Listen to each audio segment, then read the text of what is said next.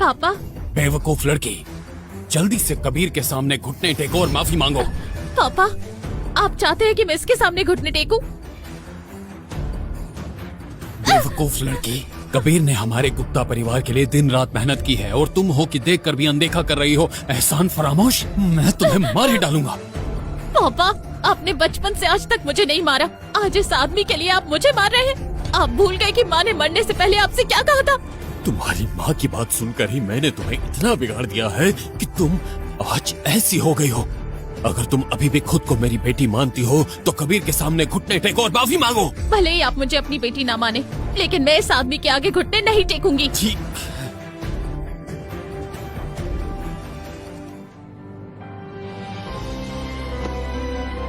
Chairman साहब, आप ये क्या कर रहे हैं? कबीर, मैंने उसे ऐसी नाफरमान बेटी बनाया है। कबीर, ये सब मेरी गलती है, मैं उसकी तरफ से माफी मांगता हूँ। पापा, आप कैसे इस आदमी के आगे घुटने टेक सकते हैं? तुम चुप रहो। कबीर, वरदान ग्रुप तुम्हारी आंखों के सामने ही इतना बड़ा हुआ है, तुम इसे बर्बाद होते हुए नहीं देख सकते। मैं तुमसे विनती करता हूँ, वरदान ग्रुप पर थोड़ा रहम करो प्लीज। चेयरमैन साहब, ये मेरा जाति मामला होता तो मैं सह लेता, लेकिन नैना ने जो मुसीबत खड़ी की है वो बहुत बड़ी है। उसे सजा नहीं मिली तो मैं दुनिया को क्या जवाब दूंगा? कोई है? इन दोनों को यहाँ से ले जाओ। रुको। तुम्हें और कुछ कहना है? रोहन वर्ल्ड एलीट बोर्ड के एक सीनियर मेंबर है। वो दुनिया भर के रिसोर्सेस इस्तेमाल कर सकते हैं। वो तुम्हारे सागर ग्रुप को ब्लैक लिस्ट कर देगा। तुम काउंसिल के बड़े आदमी हो और वो मिस्टर शर्मा सिर्फ एक मामूली इंसान। डरते क्यों हो? फोन लगाओ। मैं कैसे? मैं तुम्हें एक मौका दे सकता हूँ फोन करने के लिए। मैं भी तो देखूं कि तुम किसे बुला सकते हो। देख क्या रहे हो? फोन लगाओ। आपके द्वारा डायल किया गया नंबर मौजूद नहीं है। लगता है गलत नंबर लगा दिया। मैंने पहले ही कहा था कि ये धोखेबाज है। तुम अपना मुंह बंद रखो। तुम चलते हो रोहन से। मिस नैना, मैं आपसे कह रहा हूँ सोच समझ कर बोलिए। सोच के बोलूं? सुनो मिस्टर शर्मा, रोहन के पास दुनिया के सबसे बड़े लोग हैं और उनके सामने तुम कुछ भी नहीं हो। वक्त आने पर तुम्हें भी देख लेंगे। आपके द्वारा डायल किया गया नंबर मौजूद नहीं है। तुम आखिर कर क्या रहे हो? क्या हुआ, घबरा गए क्या? आप कोई सफाई नहीं दे पा रहे? कौन कौन कह रहा है मैं घबरा रहा हूँ? मैं जानता हूँ काउंसिल के बड़े लोगों को। बड़े लोग? तुम्हारा मतलब काउंसिल के बाहर फंडिंग मैनेजर से है? हाँ बिल्कुल, काउंसिल के जो फाउंडिंग मेंबर्स हैं। अरे मेरी उन सब से अक्सर बात होती रहती है। काउंसिल के फाउंडिंग मेंबर्स? वो तो अमेरिका के प्रेसिडेंट से भी ज्यादा बड़े लोग हैं। अपनी एक उंगली से वो लोग पूरी दुनिया हिला सकते हैं।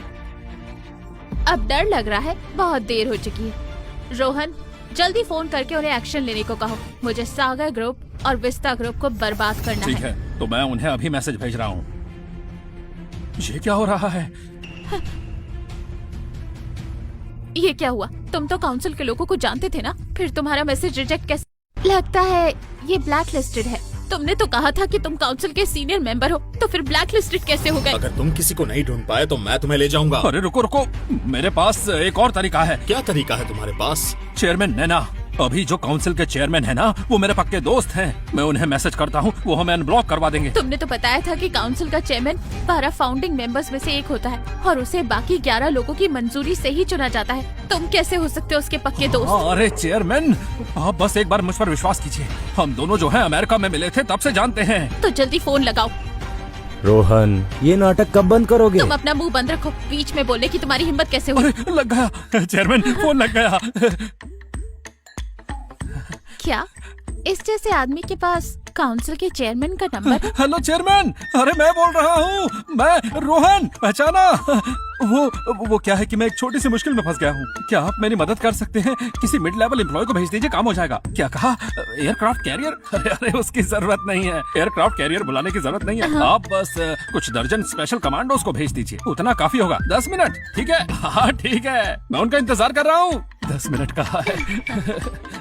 देखा आपने, सिर्फ काउंसिल के लोग ही भेज सकते हैं स्पेशल कमांडोज और एयरक्राफ्ट कैरियर, और उनका मुकाबला कोई नहीं कर सकता। नैना, मैं तो कहता हूँ थोड़ा दिमाग इस्तेमाल करो, नहीं करोगी तो जंग लग जाएगा। तुम अपना मुंह बंद रखो। तुम्हारी हिम्मत कैसे हुई? 9 मिनट तो हो चुके हैं, अब तक कोई नहीं आया। मुझे तो लगता है इसने कोई फोन नहीं लगाया था। ये तो बस अकेले स्क्रीन को देखकर बड़बड़ा रहा था। रोहन, मैं देखता हूँ कौन मिस्टर रोहन को हाथ लगाने की हिम्मत करता है।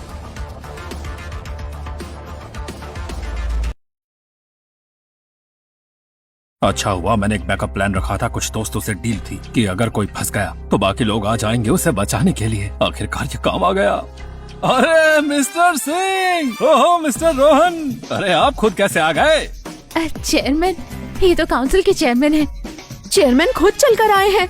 इस रोहन की पहुंच तो कितनी ऊपर तक है। अरे माफ करना, अभी अभी यूएस प्रेसिडेंट से मिलकर आ रहा हूँ। वो बुढ़ा 3 दिन 3 रात तक घुटनों पर बैठा, मैं मिलने से मना नहीं कर पाया, इसलिए माफ करना, थोड़ा लेट हो गया।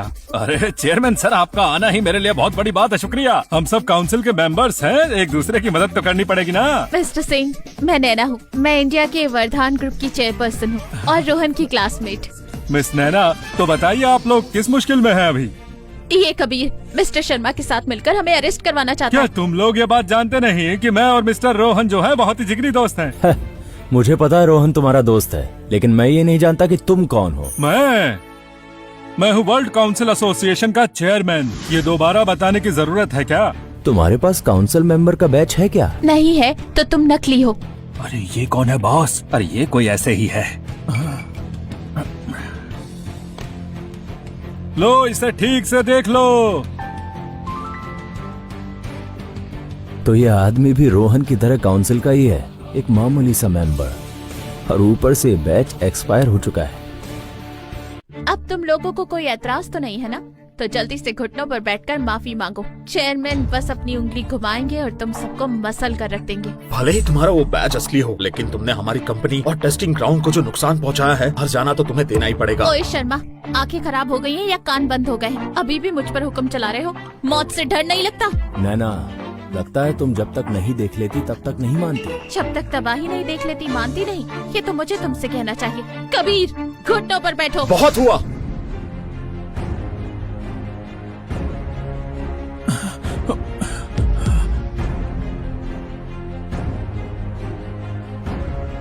तीन सितारे। डिजाइन भी अलग है। पहले वाला बैच तो इसके सामने बिल्कुल सड़क छाप लग रहा है।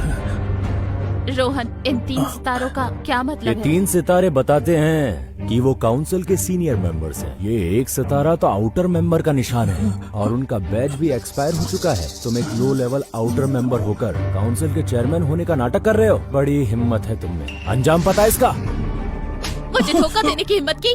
नैना, तुम खुद बेवकूफ हो। कबीर, मान लिया कि ये मिस्टर शर्मा काउंसिल के सीनियर मेंबर हैं, लेकिन तुम यहाँ किस हक से इतना बोल रहे हो? उन्हें बिल्कुल हक है।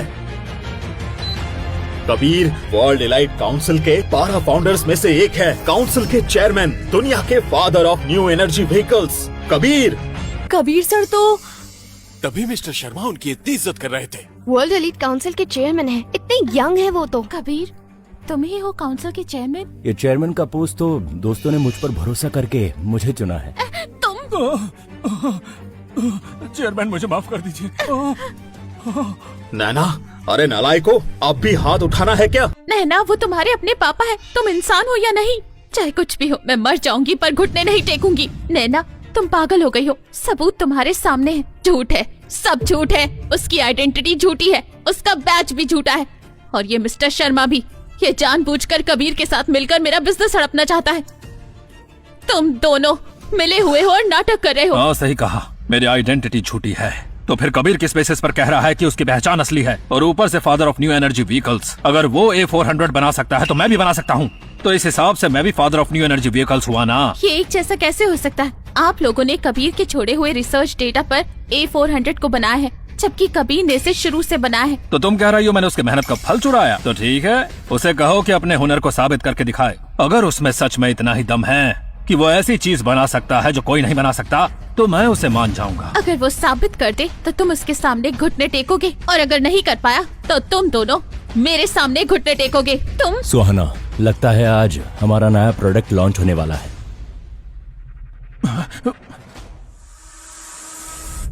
हमारा नया प्रोडक्ट लॉन्च होने वाला है। आप सब लोगों को मैं अपने विस्टा ग्रुप के नए प्रोडक्ट से मिलवाना चाहता हूँ। विस्टा A टाइप, ये गाड़ी असल में गरुड़ सीरीज की 5वीं जनरेशन गरुड़ A500 के तौर पर प्लान की गई है, लेकिन जैसा कि आप सब लोग जानते हैं, अब इस गाड़ी का नाम विस्टा A टाइप रखा है। अरे ये गाड़ी तो वैसी ही लग रही है, इसमें अलग क्या है? इस प्रोडक्ट का सबसे खास फीचर है कि ये सेल्फ ड्राइविंग है।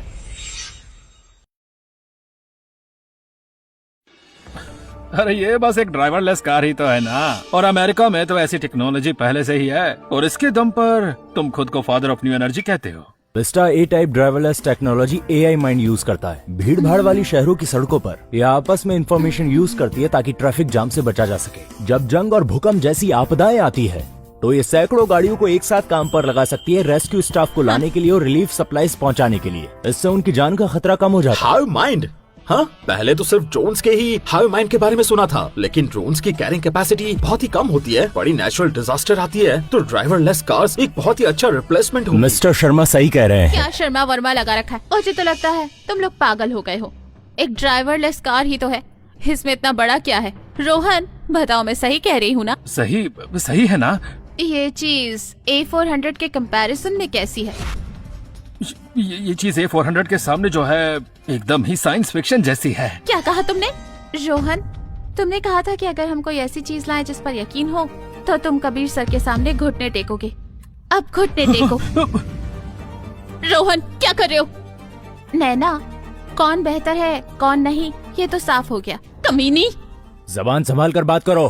कबीर, मैंने अपनी बेटी को ठीक से पाला नहीं। आज हमारे परिवार का जो हाल है, हम बाप बेटी उसके लिए जिम्मेदार हैं। लेकिन मैंने तुम्हारी जान बचाई थी, उस एहसान की खातिर हमारे लिए कुछ बोलो। मिस्टर वर्धान, आपका एहसान मुझ पर था, लेकिन वर्धान ग्रुप में 3 साल काम करके मैं वो एहसान चुका चुका हूँ।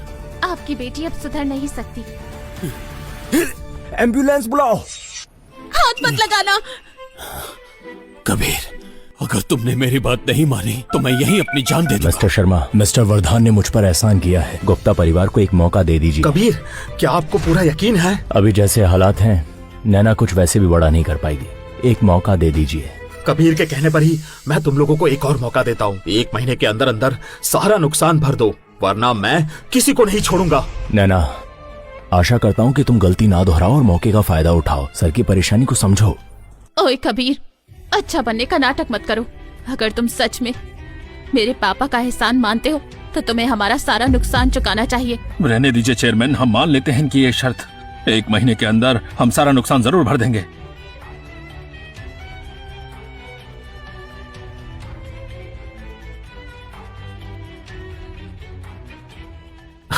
कबीर, मैं ये सैकड़ों करोड़ों का ऑर्डर विस्टा ग्रुप को ही देना चाहता हूँ। शुक्रिया मिस्टर शर्मा, हम पूरा सहयोग करेंगे। मिस्टर शर्मा, आप चिंता ना करें, 1 महीने के अंदर लॉन्च हो जाएगा। हाँ, बहुत अच्छा। लेकिन हाँ, नए प्रोडक्ट की टेक्नोलॉजी कॉन्फिडेंशियल है। प्रोडक्ट डिलीवर होने से पहले मैं चाहता हूँ कि ये सीक्रेट रहे। हम ध्यान रखेंगे।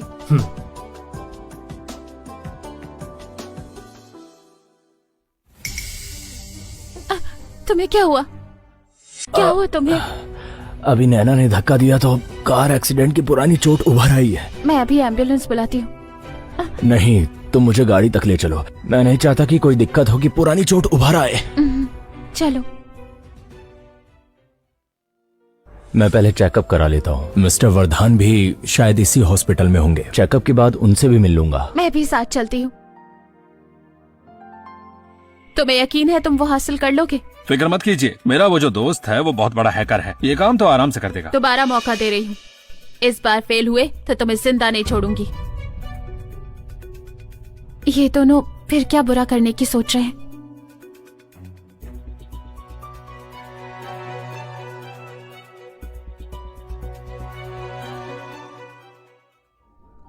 टेक्नोलॉजी की प्रॉब्लम तो सॉल्व हो गई, लेकिन पैसों का क्या?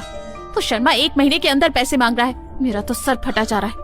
नैना, मिस्टर वर्धान के रिटायरमेंट अकाउंट में अभी भी 100 करोड़ पड़े हैं ना?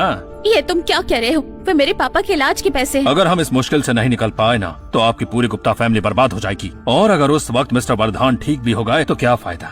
ठीक है, जैसा तुम कहो, लेकिन उस अकाउंट को अनलॉक करने के लिए पापा के रेटिना स्कैन और फिंगरप्रिंट्स की जरूरत है। अगर मिस्टर वर्धान होश में होते तो हमें उनसे पूछना पड़ता, उनकी इजाजत लेनी पड़ती। लेकिन अभी तो वो बेहोश हैं। हम उनकी तरफ से अंगूठा लगा दे और काम हो जाएगा।